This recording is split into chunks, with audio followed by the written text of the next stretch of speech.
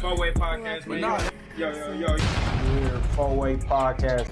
Yo, man. You already know it's Flizzy 317 of the Four-way podcast, man. Hey, got us a different little space here today. I'm sitting here with a great brother, you know, a man of faith, man, you know, single father, he's a hard-working man, you know, he has a really dope story, you know. He came to sit down with me. Hey, we about to let y'all know about him. You know, I'm with my boy Mujahid.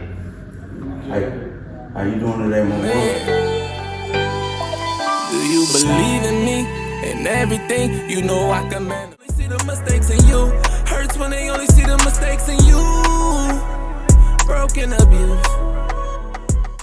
I'm proud of adapting to life as a young single father. Adjusting my music, I know that it's better. Proof in the pudding, denying the fact that my daughter is making. You're doing good, brother. You got it right. I definitely worried. I got to ask, bro. I make sure I asked you real quick. You feel me? Yeah. I be mispronouncing names all the time. No, it's cool. I know I got a difficult one. You know what I'm saying? So whenever somebody be like, hey, what's your name? Be like, listen, Mujahid. Mujahid. Hey, you break it down. You feel me with the space and everything. Yeah. Hey, man, I definitely appreciate you know coming to sit down with me and something I like to do in every interview, man. I like to start at the beginning, man. So, where you from, and you know, what's a little bit about your upbringing? I'm from Muskegon, Michigan. I had a tumultuous upbringing, you know. Like, we didn't really have no stability coming up, so I was in Muskegon, I was in Highland, I was in Tulsa, Oklahoma, I was, you know what I'm saying? So, you know what I'm saying? Just various different conditions growing up, you know what I'm saying? From the hood to different stuff, you know what I'm saying? You got more than just the hood, you got other environments and stuff, you know? So, I was foster care for a while, so, you know, that was an environment, you get what I'm saying? So, you know, just a lot of different stuff. Drugs was common, you know, for my environment growing up. So, like, you know, a lot of the normal, you know, inner city stuff, a lot of stuff like, you know, people definitely of our color, you know, go through a lot of shit. Absolutely. Hey, man, but you feel me? You sitting right here today with me, so you feel me? Hey, made it through all that. You able to list all that shit down, and we sitting right here today. So, when was it for you that you kind of, you know, had the musical inkling? Like, when was did it happen early on, you feel me, or was it something that just came upon, you feel me? It was most definitely early, you know what I'm saying? I knew I liked music very early. I started writing music when I was probably 11 years old, 10, 11 years old, whole songs, you know what I'm saying, hook, chorus, bridge, etc. So you've been putting your music together sophisticatedly from the jump. You ain't just been. I wouldn't say sophisticatedly, right? But you know, yeah. You're structuring your music. Yeah, absolutely. Structuring music, yeah, since about 11 years old. You know, and then you gotta remember or think about it like I was in band, you know what I'm saying, growing up. So probably around that age as well, you know what I'm saying, I'm playing the snare, I'm playing the temp drum, you know what I'm saying, learning how to read music and type of stuff. I was say that was the only reason I tried the drums out a little bit early on. I couldn't read music for shit, man. Man, I don't think I really learned how to read music. You know what it did? It's funny because the things that I learned then, they help me now. You know what I'm saying? Okay, so you ever like go back in and like pull from this and that? Hell, boy, it's like a beacon on my music, bro. I'm dead serious. Quarter rests, whole notes. You know what I'm saying? 16th notes. You know what I'm saying? You think about it. You got a bar. 1, 2, 3, 4. 16th note is it's gonna be 16 of those in there. You know what I'm saying? That's your drum roll. You get what I'm saying? So with that, it helped me be able to come in on my bars and like. I don't know, that's why I come different on my music, because I feel like I could come in on these bars in different places because I hear the music broken down differently, you know? Hell yeah, I fuck with that. I was about to say, so, you know, you sent me a little information about yourself, you know, and you had, you know, like I said, you know, your story is definitely a dope one, you know, so, let's go ahead, you know, start back, you know, you did some time in the penitentiary or whatnot, you know, for, you know, stuff growing up. How did you feel like that honestly affected you? And you know, like, if you want to open up with the people and let them know, you know, explain what happened and stuff. I think how it affects you I think it's, well, how it affected me, we're gonna go by how it affected me. It affected me negatively, and then it affected me in a positive way, right? So like, I kind of feel like I got worse before I got better. You know what I'm saying? So for a while I was more violent. You know what I'm saying? I really didn't care. I didn't care about a lot of stuff. Nothing in the world while I was locked up. Nothing mattered. You get what I'm saying? Like, I was in that condition. I was in level 5. You know? And for the people like that, you know, that's maximum for me. Yeah, absolutely. That's the max. That's, you know what I'm saying? Jail you go to if you're a bad person. You know what I'm saying? Prison if you're a worse person. Then you go level 2, level 3, level 4. You go to level 5, you're with the worst people in your state. You know what I'm saying? So yeah. And then you know me, you know what I'm saying? I went to the hole, so then it's a whole nother level. You know, you got that level as well. So like, what did you end up getting arrested for, if you don't mind me asking? I robbed a drug dealer. Yeah. Okay, you feel me? And then we spoke a little bit. How did you, for me, that of like during that point in your life, what was you feel me going on? You feel me? Was it just you was a product of your environment, you know, for lack of better words, or was it just like, hey, girl, I need what you got? Was it like a moment, or was it something that you know, you was just going through at that time? This was a lifestyle for me. You know what I'm saying? And it's crazy because of the places that I had kind of grew up. So I grew up in Muskegon, Michigan. You know what I'm saying?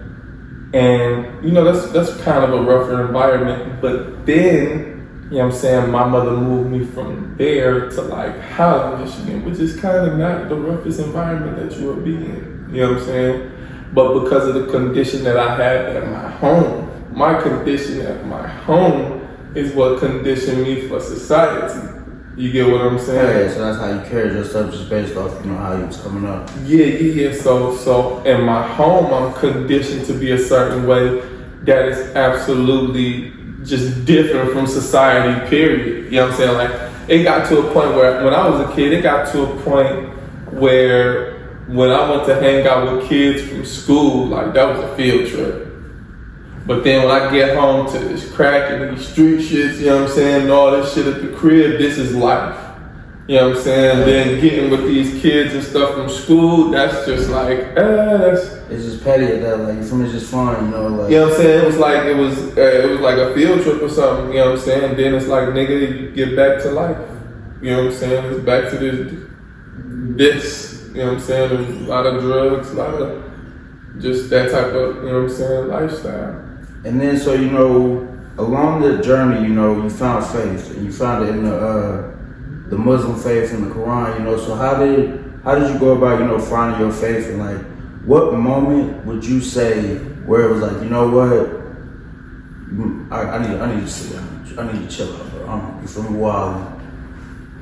You know, so I was reading my Quran before I went to prison. Oh, so it wasn't like, hey, you went to prison and you found a Muslim faith. So you was already tempted on me, you know? So yeah, I went on a spiritual journey. And I had already knew what my belief system was inside me, right? And I was only trying to find the people that had that belief, but had more information on it. You wanted somebody like, hey, bro, tell me more about this. Like, cause you reading it, exactly. You building these questions up, like. I read it. I know I believe it. I just need to find the people who believe what I, you know what I'm saying, what I believe. You find like-minded people. You know? Absolutely, most definitely.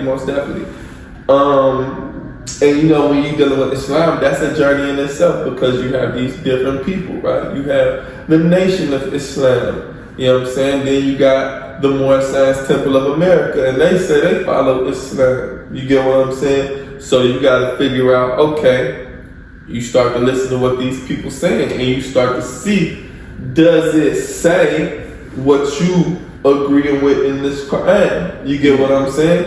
And you be like, okay, no, this is not saying it.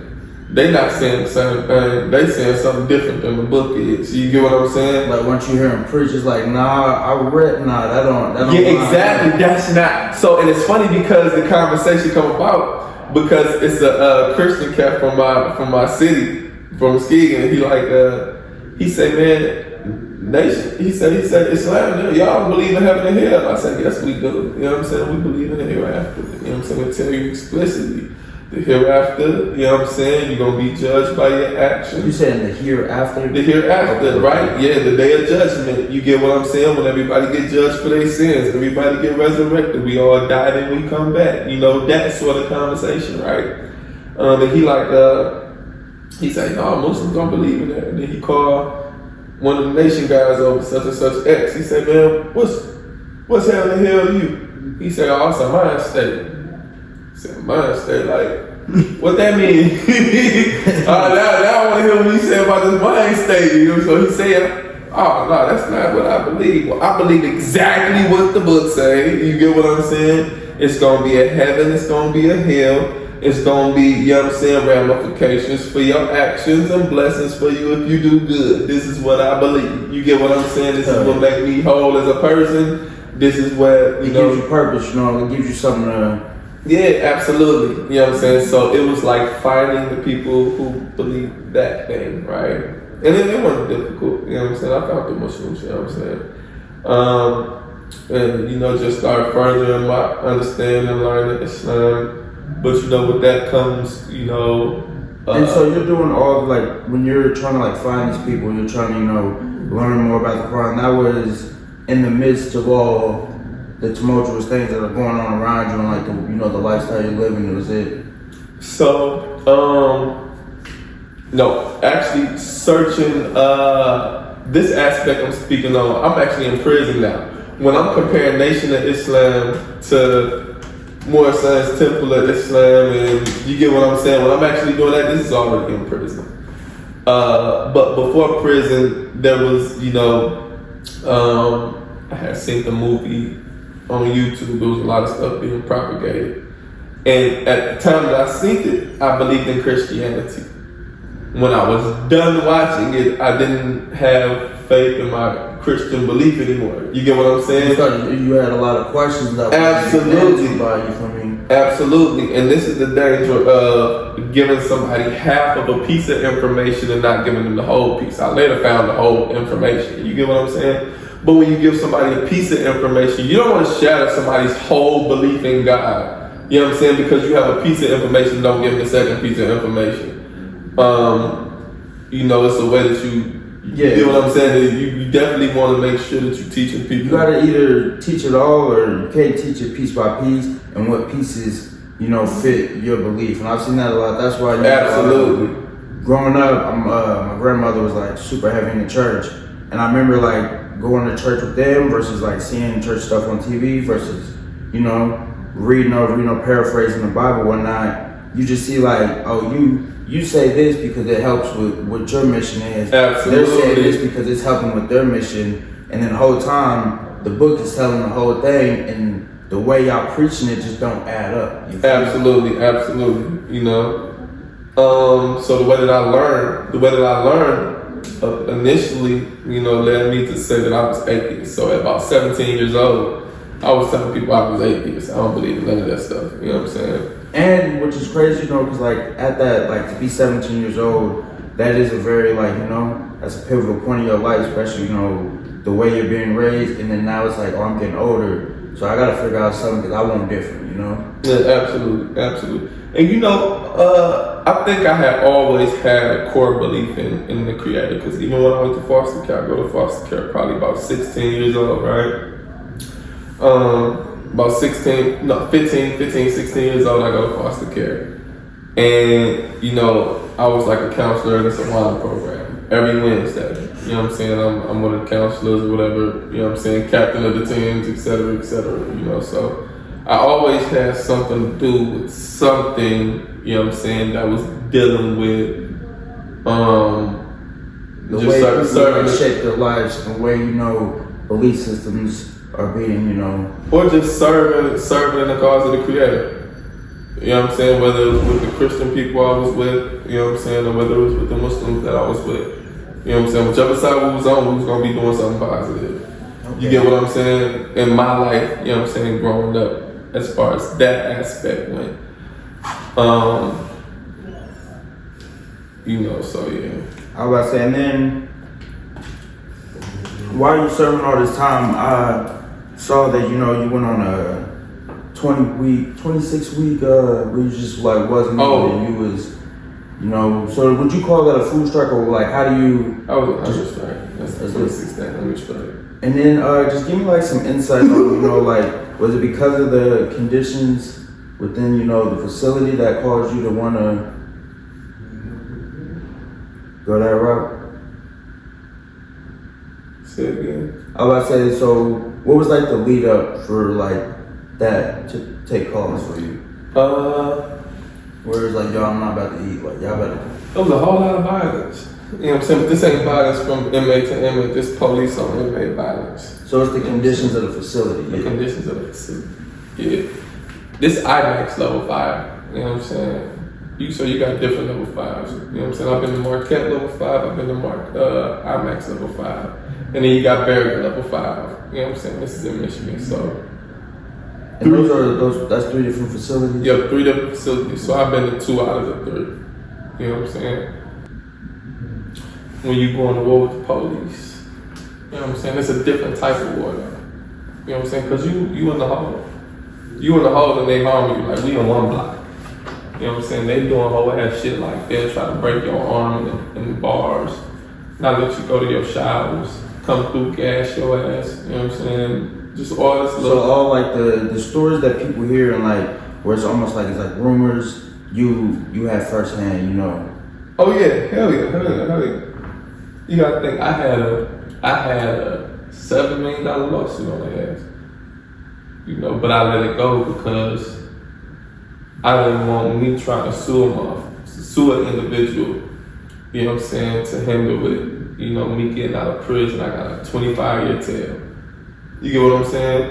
And by the time I made it out of level 5, and I went to a level 4, you know what I'm saying? I say, what? They done let me down to level 4? I say, oh man, what? I say, so then it started going off in my head. I'm like, shit, nigga make it to level 2, level 1, you know what I'm saying? Like, oh shit, I can go down, you feel me? Yeah, cause the way, you know what I'm saying, the way it took place, I wasn't expecting it, you know what I'm saying? So, alhamdulillah, you know what I'm saying, I make it to level 4. What was I telling you? We was speaking on the 26-day hunger strike. Oh, the 26, but no, it was the violence that was, you know what I'm saying, the violence that we was going through. You know what I'm saying? Like, you ain't never seen nobody who on day one they establish who they is with you. You know what I'm saying? So let's say you come in there on day 1. You know what I'm saying? You ride in from the hole because you had some issue. Because when you come to level 5, you had some issue with somebody else. Everybody ride into the hole. You get what I'm saying? So let's say I'm charged, I'm coming here. When I get here, I go straight to the hole. Like that's how the if you come to level 5, you get what I'm saying? Yeah, like so I'm getting sent up to think about it like this. You have to at first when you first go to prison, you go to level 2, you go to level 3, you go to level 4. You get what I'm saying? Okay, all right. So now you don't get sentenced to level 5. I thought you said like you No, I sent you straight up. No. If you go to level 5, it's because you've been fighting, you've been stabbing, you've been getting in trouble in prison, and then you go to level 5. So you was partaking in all, you know, prison activities. Yeah. Okay. Yeah. So as far as that aspect, you know, it was a lot of, you know what I'm saying, violence dealing with other prisoners and other inmates. I caught another case. This led to me being a level 5. So that'll be some clarification. Okay, so we gotta take a step back. I went too far ahead. A little. Okay, yeah. So we had we got level 4. We let other, you know, we didn't just start off at level 5. You know what I'm saying? So I start off, I go to level 2. and then, you know, get into some altercations, some fist fights and stuff, and then I go to level 4, you know what I'm saying? And during, I don't want to cut you off, but like, so during this time, like, is it like, you know, because I hear a lot, you know, the cards that are in like, you know, prison systems, like, is it stuff like that? Is it like, or is it just like person on person stuff, or is it like a group thing? Like, did you find yourself like handling these altercations because of like, you know, the now, ironically, alhamdulillah, because the way that I handle my situations, you know what I'm saying? I did handle my situations on my own.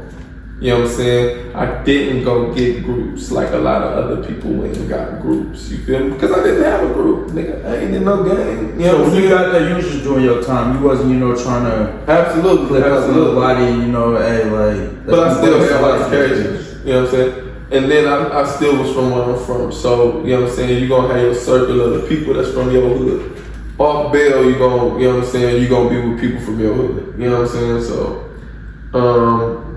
you got that going on. Then you got some people Muslim. Eventually I became Muslim. You know what I'm saying? So I got the Muslims with me, and I'm with the Muslims predominantly all the time. And I know that, you know, just from movies, stories, different interviews with different people, I know like the Muslims, like they carry themselves, you know, a certain way. Like, you know, it's a standard that you have to live by, you know, when. Absolutely. Yeah, you know what I'm saying? So leading up to the hunger strike, I done been in some you know, some situations where it was just different organizations going at each other. Is there anything like that you can speak on, or is it just, you know, like what's like one thing like you remember like where it was like, damn, like that it just shows you like, yo, I ain't in no little, you know, summer camp. Like this is prison. You feel me?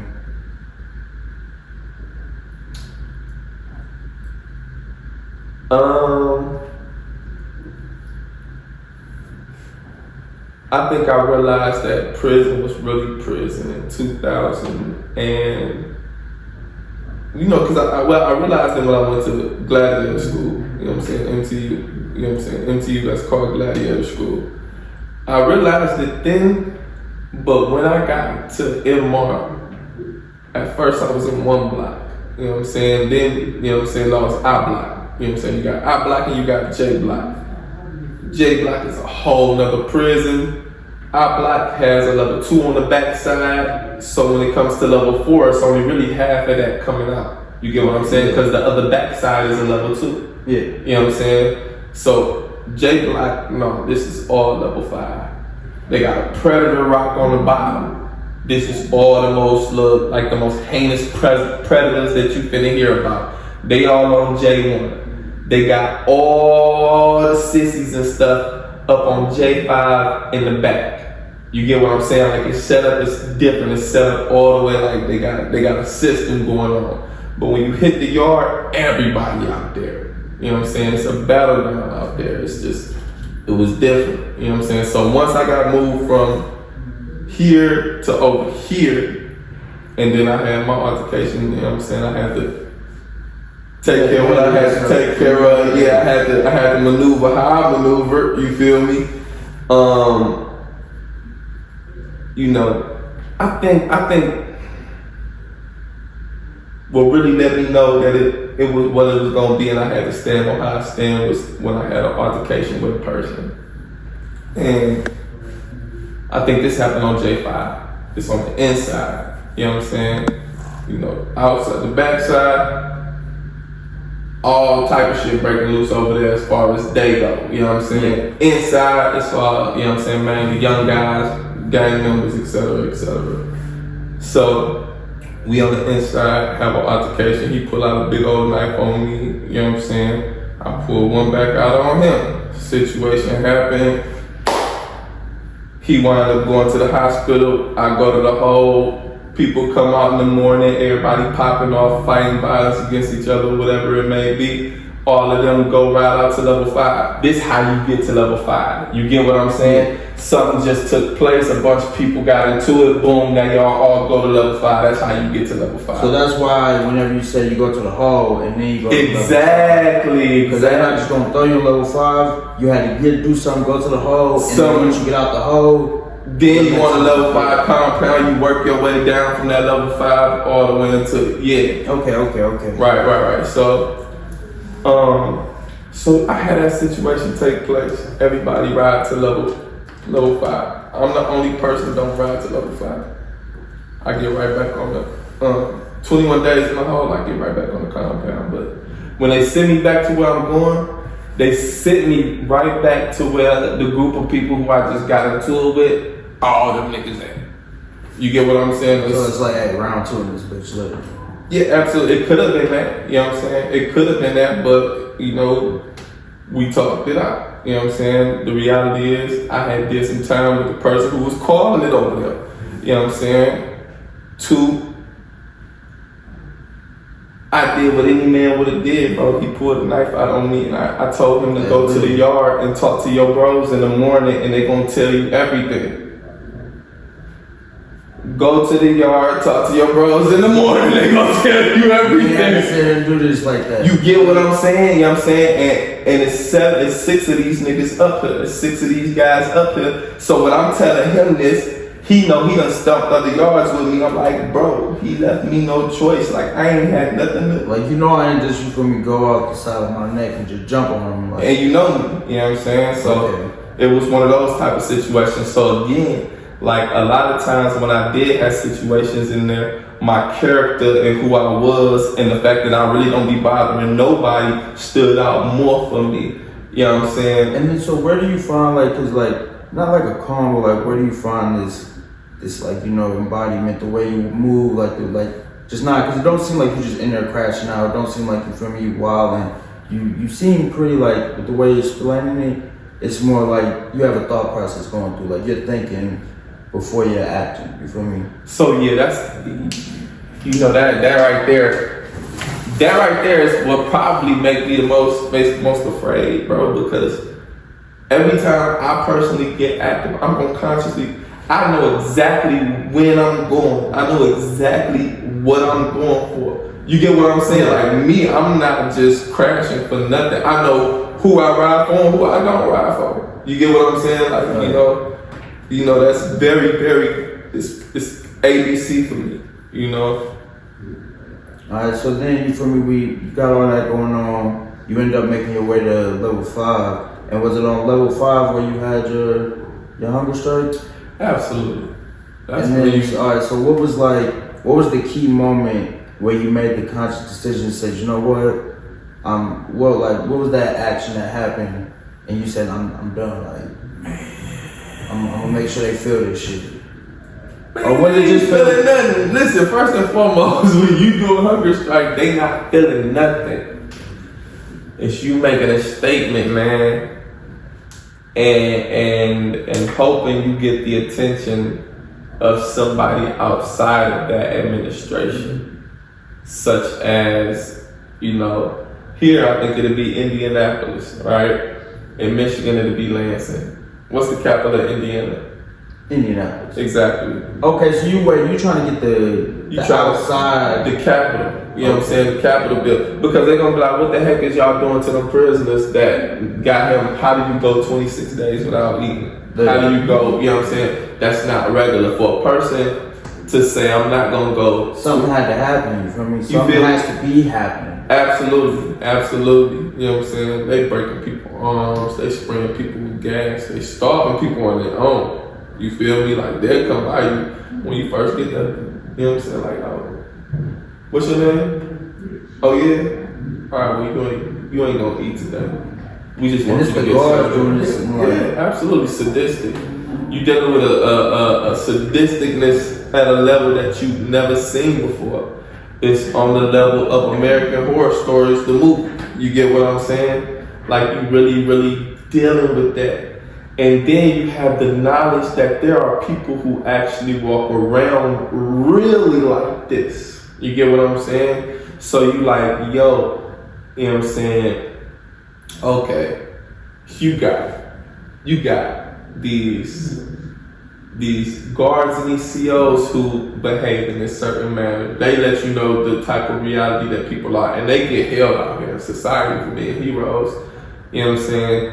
And then you got these gang members out here, and they the most different type of individuals, and then they get held like they being heroes. You get what I'm saying? So you have to be able to process that you are inside of something, and people have a different ideology than you got. You know what I'm saying? And you got to keep yourself grounded in what your faith is, because what they believe is good might not be good to you. You feel me? What they believe to be, you know what I'm saying, good just might not be good. Yeah, literally, like, man, someone's, you feel me, like, verbally, like, how they see something, because everybody's different, you know, like, you definitely got to have an understanding of that before, like, dealing with people. Is that, you know, they're different and they gonna not act the way you feel me, you thinking. Man, listen, I done been in the hall and the question come up. And this is where you have to understand the difference between you and them. You know what I'm saying? Hey man, you breaking in the house and you, whatever happened, and you leaving out of there and you see a 5-year-old, do you shoot the 5-year-old or do you leave the 5-year-old alone? You keep on going, murder happened, the 5-year-old sent the murder, do you shoot the 5-year-old? And these men, they say quickly, you shoot the 5. You be like, these niggas different. Literally, like, you feel me, they willing to go there. So, absolutely. So their value on life is a lot different, you feel me? Man, bro, some people just devils. You have to stand on those. You have to stick to those. Those are your morals. Those are your values. You know what I'm saying? Don't get away from those. Yeah, and then so you feel me? During when did you? Was it the 26th day or the 25th day? Where it's like, alright, bro, I'm probably like, this, I'm coming to the end here. Like, you feel me? We probably not. Or was it something was you ever get the acknowledgement that you was looking for? They had to move me up out of there. They wrote my ass to WCC. They wrote So they moved you out to a they wrote me facility? WCC. That's like acute care. Acute care. You know what I'm saying? They sent me to WCC. So do you consider that like a win, or at least like, yo, like I got some acknowledgement? Do you consider like, man, ain't nothing in prison to win, bro. You in prison. You know what I'm saying? So everything in prison is frivolous. You know what I'm saying? Think about it. If somebody get into it over a noodle, it's frivolous. It's over their feelings. You know what I'm saying? If they get into it over any of that prison stuff, it's all frivolous. Just everything. It's a fictitious environment. Nothing. Everything has pause. What in prison matters out there? Nothing. You got certain people that live, you feel me, that lifestyle, they consider it, you know, noteworthy or gossip worthy, but it don't matter to the people. So think about it like this. I'll tell you something I done seen the highest ranking member of an organization, highest ranking member of all of them in Michigan, be found out to be telling and to be a homosexual.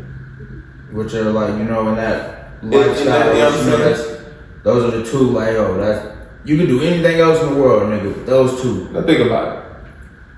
If all these little homies done put in all their time and got all their money off the backs of what you saying, you feel me? Off the back of what he said, and you don't become that, think about it. What do? Do they acknowledge that it's that, start all over, go somewhere else? Or do they say, nah, that ain't true, that's the big homie, and fight off the whole world and keep their rank and everything they done fought for? If they gon' pick the latter every time. They gonna nobody wants to start all over. Like, that's why it's the same with like the American culture. Like, we hear about the government doing all this foul shit, but ain't nobody out here ready to sit here and tear it all down and build this shit back up from the ground. Like, nobody. You may think you want to do it, but once you get to the nitty gritty of it, like, first you gotta sit there, you gotta go to war with the motherfuckers. And then you gotta figure out how to take it down, and then now we gotta build all this shit back up. Hey, bro, just quit saying that nigga snitching, man. Just quit saying that shit. That's what it is. I watched them go to war over that stuff, you know? That's definitely insane. Alright, so during this time was music on your mind or? Music typically got on my mind when I went to the hall. So you find yourself, like just thinking about it. So a way to, do the time and get through. When I go to the hall, I get to writing. You know what I'm saying? And I do a lot of time in the hall. You know what I'm saying? So, but when I get on the compound, I don't do so much writing. Because there's a lot more going on. You ain't got, time, or was it? Or is it just, that's just prison, Once you get out here, like, I don't want to be writing no music right now. It just, I didn't. It was more like it's just the way it was. It's when I went to the hall, I spent more time writing when I was in the hall. It's isolation. You just left with your thoughts. All right, so then, you're doing your time, you get out. When did you get out? I got out in 2017. 2017. Yeah. And then what it was like, you feel me? Did you immediately want to, because I know, you got some songs from 2018, 2019 you let me listen to. Was it immediately like, yo, I'm about to use this notebook and somebody give me a studio and somebody about to record this shit? Yeah, it was definitely that. But at the same time, the content matter wasn't where it needed to be. You know what I'm saying? It wasn't where it is today. You feel me? It was still more raw, unpolished for the most part, in my opinion. Compared to where you see your music now. Yeah. And then also, when just like reading about you, I saw that you said, you were a single father, and that was something that impacted, your getting out whenever you was getting out. How did that, take that role that you had to take on affect, like your movement and like, damn, I gotta make this shit happen now. Like I gotta make something happen for me. What was the mind state you was in, and what was like? You absolutely gotta make something happen. It's definitely motivation to get you focused and doing the right thing. But I think dealing with a daughter teaches you so much more compassion than the world ever was going to teach you. Because you can be a monster to the world, but now you got this little girl who literally just like... Yeah. You can't be a monster to her, That part, you know what I'm saying? And then it makes you think twice. Because like you might have said something, like, you know what I'm saying? There's been times when I have said something to her and she be like, nigga, what? You know what I'm saying? You know what I'm saying? What is that now? You remember? Like start crying, like you didn't even mean to come off that way. So you be like, damn, okay, 5-year-old, not, you know what I'm saying, 2-year-old. Yeah, absolutely, like, nigga, like, So how was that, transition? Because you're coming from this place where it's like, yo, you gotta be wearing iron skin, you gotta be ready, like you can't allow nobody to, then now you raising a 5-year-old girl. How was that transition, and how did that, did you find yourself like a lot like having to find out what a father is and like how to do this shit? I think that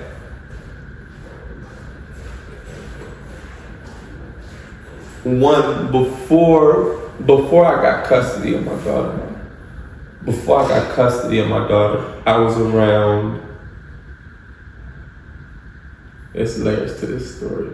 So I was on the run for 3 years before I actually got full custody of my daughter, right? Wait, so you get out. So I get out of prison. I do my parole. But then I go on a run for 3 years. You know what I'm saying? I took care of that shit. You know what I'm saying? SubhanAllah.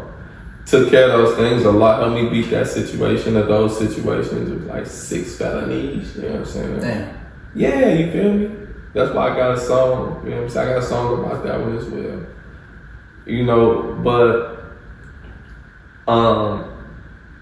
I was on the run out here for 3 years. I would say, we spoke on that. That's what brought you to the city. Absolutely. You know what I'm saying? And while I'm out here, I'm doing all this, you know what I'm saying, just positive stuff, like, you know what I'm saying, I'm working at the food pantry, multiple food pantries, you know what I'm saying? And are you doing that, you know, because you know you're on the run, you hoping like, hey, when y'all find me, I hope you find me, you know, serving the homeless some food real quick, like. So,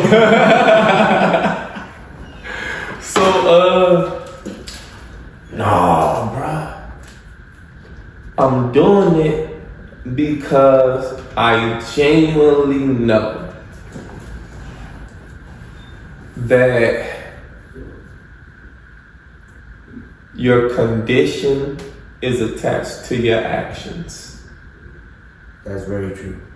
And if your condition is going haywire and out of control for you know what I'm saying? The actions. Sometimes you gotta sometimes the actions is the beginning of it. Check your actions. What are you doing? Are you disciplined? You know what I'm saying? Are you lacking discipline?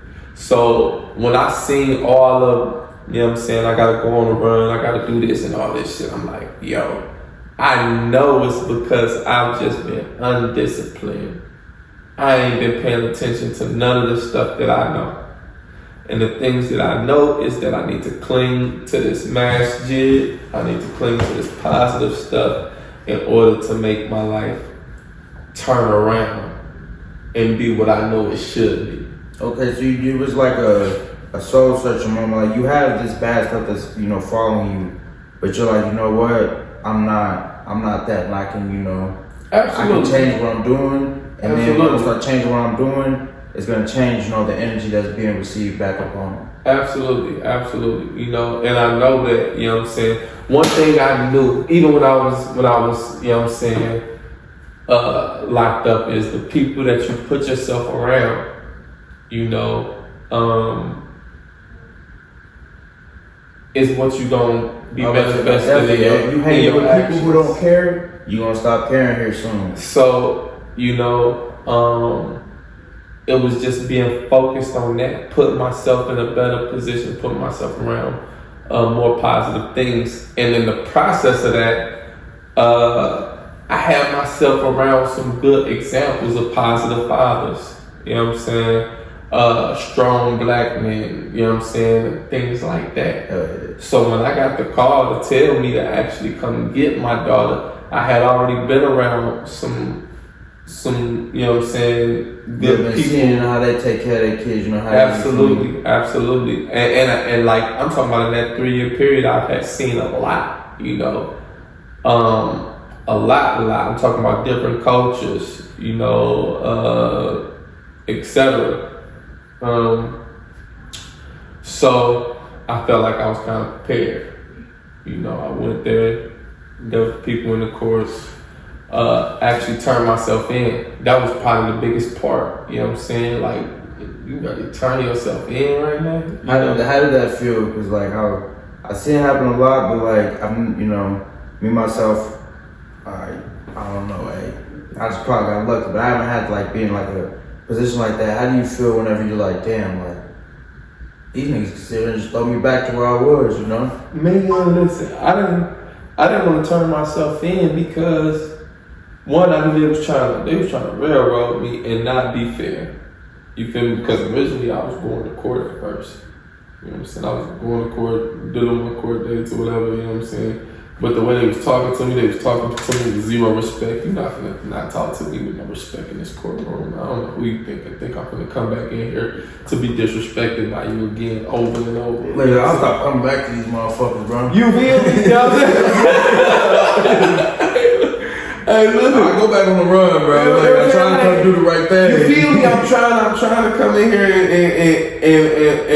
and face my stuff. You feel me? I'm coming in my face, man, and try to tell me it's raining, and I'm trying to come in this motherfucker and do right by y'all right now, man. And it's like when I'm posing questions about constitutional violations and shit, you know what I'm saying? Search and seizure, et cetera, et cetera. Oh, and you trying to tell me how to do our motherfucking job? I'm already doing it. And I keep on telling them that I don't want no attorney because I know I don't want an attorney. I have already sent all my legal documents to my Muslim brother that's in prison. He done wrote my defense out, sent it back to me. This is my defense. This is what I'm going with. This is all my issues. I got everything right here. I don't need no. You get what I'm saying? That's hard to tell you. I'm Gucci. You feel me?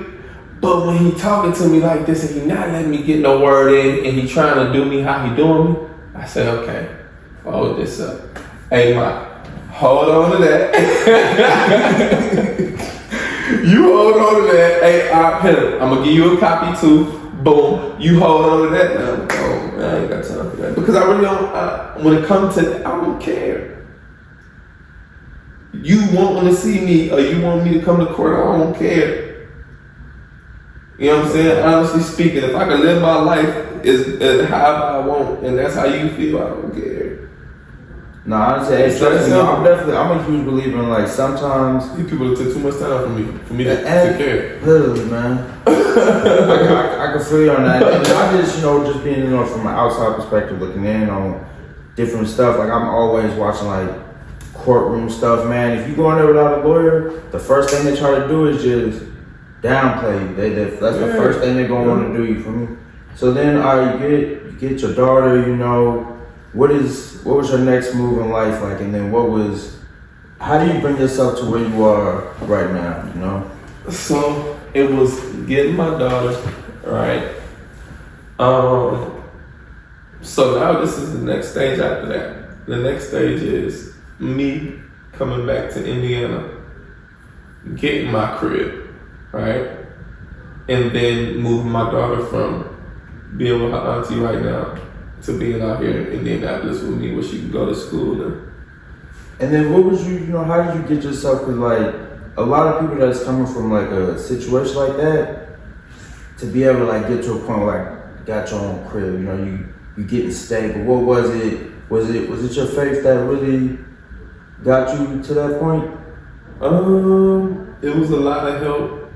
So you had a solid, support system? Absolutely. And not only that though, bro. I moved into my crib in days. You know what I'm saying? So alhamdulillah, it's not like I'm just doing all the greatest and, you know what I'm saying, this is a cakewalk. Hell no. It's a journey. I'm just not getting my spot. You know what I'm saying? Putting in my court papers to where I'm like, okay, now I'm in a position to move her this way with me now. I'm handling my stuff, responsibility. You get what I'm saying?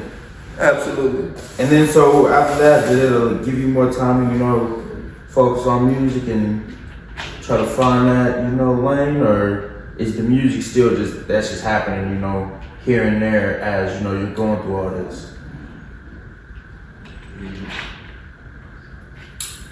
Now the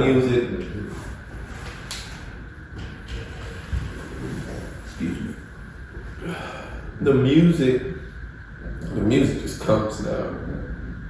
I'm talking about like, cause in your music, you're telling your story, and it's not like a direct like this is what happened, but you're speaking on it as if like I got firsthand knowledge of this. Yeah, it's very good, ain't it? Yeah. It's just it just comes how it comes. It comes daily because now I look at it. I'm pushing myself to right now. You get what I'm saying? So now it's not random. Like you'll find times where it's like you're probably not in the mood to write. And you're like, nah, bro. Like sit down. Yeah, mood don't matter. You know what I'm saying? It's at that point now. It's like, you know what I'm saying?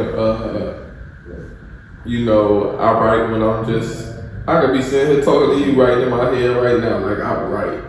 You know what I'm saying? Like if I got a bar and I'm thinking about that bar, I will think about that bar. And me and you'll be talking, and then when we get away from it, I go back to that bar and I start thinking about that bar. Alright, so saying that, what's like the craziest place you found yourself, or like crazy situation where you found yourself like starting to write or just starting to put bars together? Like you be out at the club ready to put some bars together? Nope.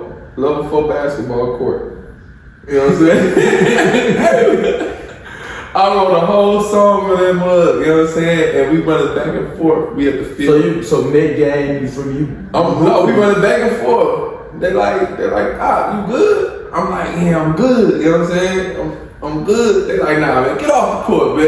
I didn't even focus on that. Hey, bro, it was coming. This is when I realized that I could actually do this. You know what I'm saying?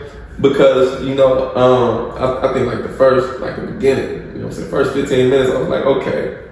But then once I had like a hook, you know what I'm saying, about 8 bars plus the hook, I said, oh, I'm actually retaining this that I'm putting, and then I kept on going, you know what I'm saying, So do you ever find yourself like, I gotta hurry up and write this down so I don't forget it, I don't want to lose this, like? Yes. Hell yeah. Yes, absolutely. You know what I'm saying? But usually if something's hard, like that joint hard, it makes its impact on a person when they hear it makes its impact on me as well. So it'd be easier for me to retain. You know what I'm saying? So you ever had a bar where it's like, not forgot it, but it's just like as soon as you get in the booth, like, oh yeah, I forgot. I was just, okay. So listen, that was the coldest part. I don't want to say coldest part, but that was like, so the whole time I'm in prison, I got this big old trash bag full of raps. You know what I'm saying? Full of raps. And I think when I got out, I still got the same trash bag. You know what I'm saying? Like, so you pulling from that? I carried this trash bag with me to the stew day. You know what I'm saying? Like literally, like this how I was when I first got out. And it's funny because I see every nigga like that get out of prison. All them niggas got a trash bag full of raps. They been rapping their ass off for the last 10 years. You know what I'm saying? That definitely the thing. That's what it is. You know, and all that paperwork they got at least one bar in that motherfucker. At least you feel me? So I see a lot of, you know what I'm saying, a lot of other rappers that got out, you know what I'm saying, same thing. So the same difference, you know.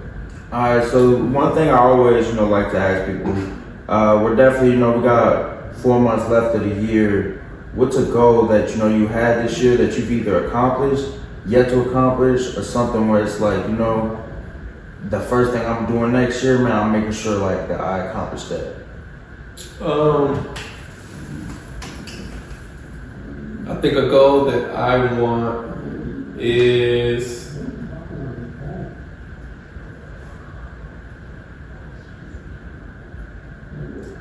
become more disciplined.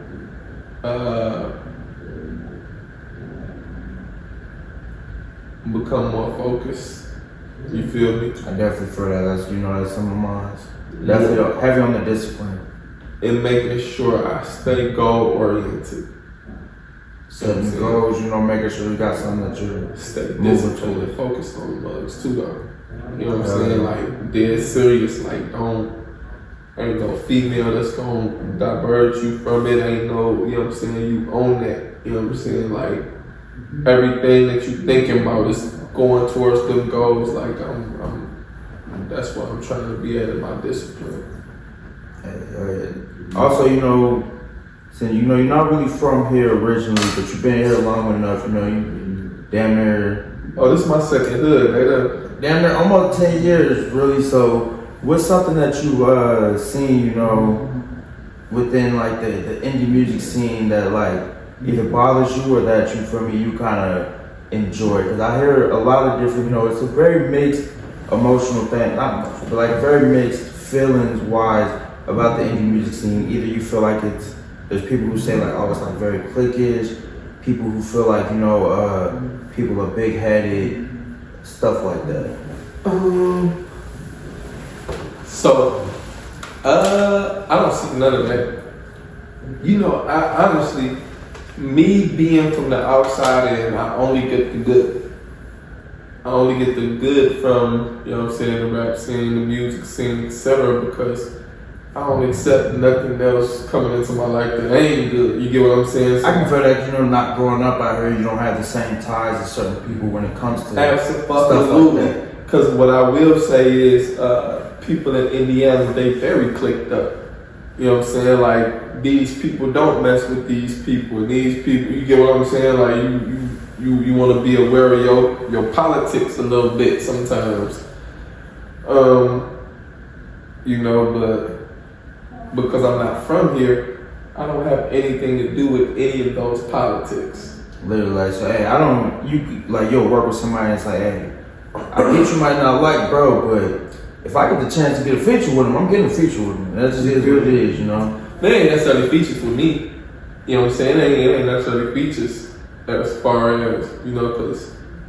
But just like networking in general, like just networking. Just because you don't like somebody, don't ever like you find yourself like ever having to like not like say it out directly, but just like, you know, kind of point towards it like, hey bro, like I'm gonna work with whoever the fuck I wanna work with. Yeah. If I wanna network with him, if I wanna pop out at their event, you feel me? Man, but you know the type of music I make, bruh, I make happy music, you know what I'm saying? You make music where it's like, you know, kind of put you in a state of motivation, like absolutely, like, absolutely. You know, so you know, I'm a firm believer. The reason why I don't make trap drill music is because I believe that the energy you put out there is what you're gonna receive. You know what I'm saying? You know, kind of just think about it, right? Usually, ain't nobody sitting in the back of dang, you know, let's say a Caillou event or a Sesame Street event. You feel me? With no Scully on and no gun for the, you know what I'm saying, whatever it may be, you feel me? But if you talking about shoot this, shoot that, kill this, kill that, rob this, rob that, I mean, you think got a gun in that crowd that's saying those lyrics with you feel me? For instance, man, I don't know if you've been seeing, but the YoungBoy concert, man, that nigga got a crowd just full of YN, niggas fighting, shirtless, niggas jumping around. Bro, listen, hey. I feel what you're saying, because he puts that energy out, and you see it in his fan base, man. The craziest thing is, you know, this is where you gotta kind of like, gotta check yourself. You gotta check yourself because of me. You know what I'm saying? I look at YoungBoy and I'll be like, man, see one artist who don't want to do it as big as YoungBoy. Oh, you hear me? One artist that don't want to do it as big as YoungBoy. So, you know, you gotta be like, okay, I don't feel like, you know what I'm saying, the music is the most appropriate for the youth, right? Okay, cool. And then you try to make appropriate music for the youth, you know what I'm saying? And then you get received this way, and then YoungBoy get received this way. That's just and like, you know, I always tell people like, you know, I believe that the music is like, definitely, you know, it's bad for the culture, it's bad for the youth. But you be goddamn if you don't, I'm gonna play that shit, I'm gonna listen to it, you know, I find it, I'm gonna still bump it, even though I still know that this ain't, you feel me? So me, I listen to certain songs. I can't listen to all of, you know what I'm saying, YoungBoy music. You know, we just gonna use YoungBoy as an example. You know what I'm saying? But YoungBoy, we going crazy. And because he's very versatile, like he been doing that tour. He been going, you know, bro, been going crazy. You know what I'm saying? So, he probably got a few songs that I messed with that only child. Oh hell yeah, nah. Listen. The vulnerability that he put on that mug. That one, what is this? Poor one where he literally on the track and he talking about like the I forgot who it was, but the dude that fucked his sister and then they had a disease and then he was setting his own song. I remember that. His herpes in the song. I remember that. It's his vulnerability. You feel me? You know what I'm saying? He's so vulnerable. You know what I'm saying? He just give it to you the way it is. How could you hate it? You know what I'm saying? You feel like you know him, like, and that's why the youth love him. Cause it's like, yo, like, I know this nigga, like, and then you see yourself, and then like he's younger, so it get him something to gravitate towards, and they want to hold on to it. You feel me? You go crazy. All right, man. Hey, definitely. So what's some stuff you got coming up, man? Some plans, you know, new drops on the music. We got the event for the mental health awareness coming up, Mental Health Awareness Month. Actually, my boy John D. Harris is gonna be over there, and then the guy who sets him up, shorter dark skinned dude. That's my dude. I've been telling them, they was like, yo, like I gotta pop out, so I'm gonna definitely. Hey, you gonna be there? Yep. So that's gonna be the 26th. I'm performing there.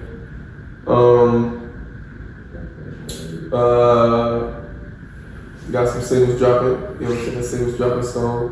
Just had a brand fire. Yep. So we have the mental health event coming up. You know what I'm saying? On the 26th. That's for the Mental Health Awareness Month. got a track that I named after my daughter called Azaria. That's gonna be dropping. Yeah, Make sure y'all tap in with that, man. Oh yeah, absolutely. Let's see what else we got shaking. Man, just regular stuff, man. You know, every day we just live my life, you know what I'm saying, serving. So we gonna be doing pantry stuff, you know what I'm saying? You trying to get involved in the community, tap in with me. So I'm gonna have to tap in with some people, man. Cause I've sat down with a few people that community leaders, and they put some stuff together. I don't know if you know Tony McCracken of the One Day at a Time Foundation. Okay. Now they got a free sneaker convention where you're gonna have people get like 500 pairs of sneakers. They're gonna pass out some sneakers. They're gonna have different vendors there and whatnot. Dope. That's what's up. Now, hey, I'm gonna have to tap you in with them for real. Absolutely. That would definitely be something along the lines, you know, that you'll want to get a part of. And he's always trying to get people to come and perform at his events, you know, whatnot. So hell yeah. Most definitely, I'm definitely with it. You know what I'm saying? Anything that got to do with like, you know what I'm saying, just helping in the community and bettering yourself. You know, if it's self-help, you know what I'm saying, community development, I'm with it. It's good music, I'm with it. You know. Hey, my boy, it's 4-Way Podcast, my boy Mujahid. Man, I wanna really thank you for coming sit down with me, man. Absolutely. The story is just so dope. Hey, let the people know where they can find you at. I'm gonna make sure I tag you right here. It's gonna be right here for y'all. So it's gonna be my TikTok and my IG is MJHD_B_HMBL. That's Mujahid B Humble, but it ain't got no vowels in it. So if you was wondering, Mujahid B Humble with no vowels. You know what I'm saying? Add me. You know what it is. And this 4-Way Podcast, man, and we out till next time. Peace. I appreciate you, bro. Real Most shit. definitely.